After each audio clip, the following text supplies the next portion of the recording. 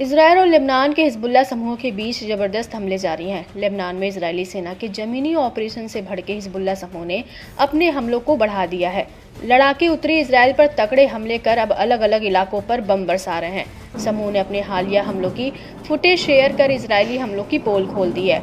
Hezbollah ने जारिद, उत्तरी तेल अवीव की बस्तियों के साथ साथ करमिल और नहरिया की बस्तियों और दक्षिणी हाइफा के इलाकों को निशाना बनाकर हमले किए। इस बीच इजरायली अखबार यदीओत अहरोनोत ने बताया कि हिजबुल्लाह ने सीमा के पास के इलाकों से पश्चिमी अल जलील में इवन मेनाचेम की ओर रॉकेट दागे, जहां इजरायली सेना ने अपना अभियान पूरा कर लिया था। इसके अलावा रिपोर्ट में उत्तरी इजरायली लोगों के बीच बढ़ती नाराजगी का भी खुलासा हुआ है। इजरायली सुरक्षा अधिकारियों का हवाला देते हुए मीडिया आउटलेट्स ने कहा कि लेबनान से रॉकेट फायर को रोकना केवल जमीनी अभियानों के जरिए नहीं, बल्कि राजनीतिक समाधान के जरिए हासिल किया जा सकता है।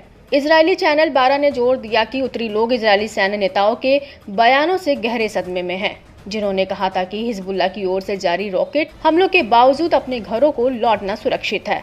चैनल ने हिजबुल्लाह की दृढ़ता पर ध्यान दिया, जिसमें कहा गया कि समूह अपनी रॉकेट ताकतों को बनाए रखा हुआ है, जो मौजूदा संघर्ष के खत्म हो जाने के बाद भी बरकरार रह सकती है।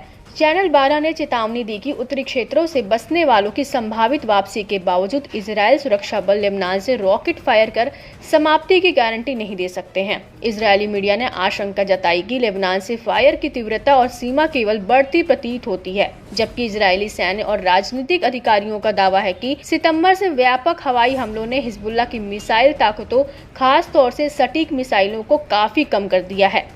हिजबुल्लाह के हालिया हमले इन दावों का खंडन करते हैं। दरअसल लेबनान से लगातार हो रहे हमलों को लड़ाकों ने एक नई धार दी है। लड़ाके अब एक ही ठिकानों पर वक्त बेवक्त दहला रहे हैं। इजरायली मीडिया ने दावा किया कि बीते दिनों मिसाइलों और ड्रोन के झुंडों ने कई महत्वपूर्ण सैन्य ठिकानों को निशाना बनाया। हिजबुल्लाह के रॉकेटों ने एक साथ कई इलाकों पर बौछार की। इजरायली चैनल 12 की माने तो एक बार फिर हिजबुल्लाह की रॉकेट शक्ति में कोई बदलाव नहीं आया है। समूह की ओर से लगातार अभियान चलाए गए, जिसमें 150 से ज्यादा रॉकेट इजरायल की ओर से दागे गए, जिनमें से 2 रॉकेट सेंट्रल इजरायल पर कहर बनकर टूटे, जबकि बाकी के कई रॉकेट अल जलील और कब्जे वाले गोलान में दागे गए।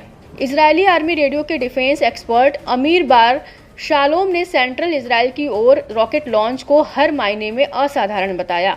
हिजबुल्लाह ने युद्ध की शुरुआत के बाद से इस तरह का कोई हमला नहीं किया है। माना जा रहा है कि हिजबुल्लाह लड़ाकों का टारगेट तिजरिफीन बेस और उसके आसपास का इलाका था। यह घटना हिजबुल्लाह की ओर से अपनी फतेह 110 मिसाइल पेश किए जाने के बाद हुई, जो अपने आकार और दूरी और सटीकता के चलते अलग पहचान रखती है। बताया जाता है कि पहली बार तेल अवीव में एक सैन्य अड्डे को निशाना बनाने के लिए तैनात किया था। इससे पहले Israeli air defence system Iron Dome को चकमा देने के लिए उस पर कई छोटे रॉकेट दागे गए थे।